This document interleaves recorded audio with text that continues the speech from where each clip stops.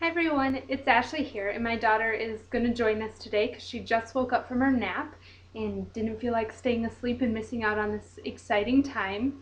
So today, I missed last week, so I apologize for that, but today we're going to talk about connecting physically with our husbands. And this is more than just the obvious way of connecting physically. And I want to speak specifically to wives here.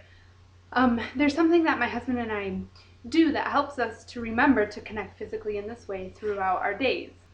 We had heard it, I don't remember, it was a while ago. I think it was when we were still engaged, we actually heard this and then decided to implement it and use it within our marriage. And that was that anytime that we separate for a period of time, whether he's going off to work or we are just going to be apart for a little bit, we do what's called a 6-second kiss. Now we're married, so this is more than just a peck on the lips. And what it is it's a chance for us to pause in our days and to be intimate and to reconnect physically with each other. And I have found that what this helps me do as a wife is it gives me a good balance or a good gauge to see where our relationship is at. Because as a woman, it's really easy to let little things build up inside of us. It's really easy to let little frustrations or little annoyances build on top of each other and grow and grow and grow until we're find ourselves really frustrated or snapping at our spouses or even children in that case. And by doing the 6-second kiss, I'm able to kind of keep a gauge on that. And to explain a little bit further, like for example, it's really hard for me to be physical, to want to kiss my husband, especially for that amount of time.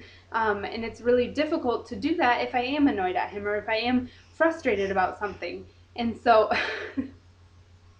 And so in doing this 6-second kiss, I will know right away if there's something that needs to be dealt with within our marriage, and then we can deal with it and move on with our days, move on with our relationship, and continue to grow closer rather than allowing these things to kind of be a wedge in our relationship and in our marriage. Also, now that we have a child, it happens many times that my husband gets up earlier than us in the morning, and that's when he has kind of his alone time. And then my daughter and I wake up and we come down and I make coffee and then I make breakfast and then I take care of her and get feeding her and changing her diaper and changing her and washing her face and getting her ready for the day.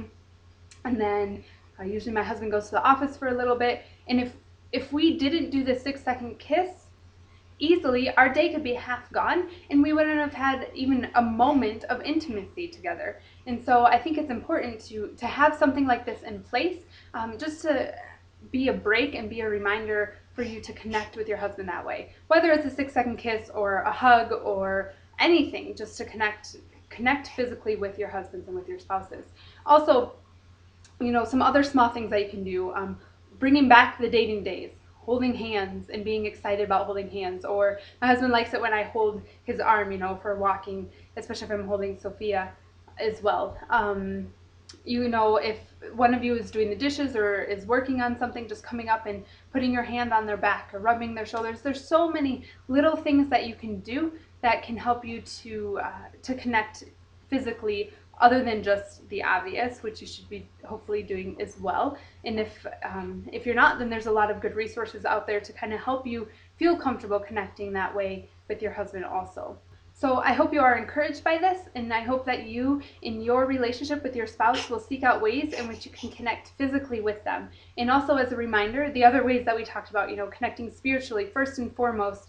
If that's not happening, the other two areas aren't going to be as full and as enjoyable as they can be. So connecting spiritually first and foremost, connecting emotionally, and connecting and communicating and being one emotionally, and then also physically. And that's going to look different. All three of those areas are going to look different for different marriages. But I encourage you to do the hard work and find what works for your marriage in those areas. And if you want to share with me the things that you have learned or the things that you have tried or started to do within your marriage, I would love to hear them. So thank you for listening, and I will talk to you next week. Bye.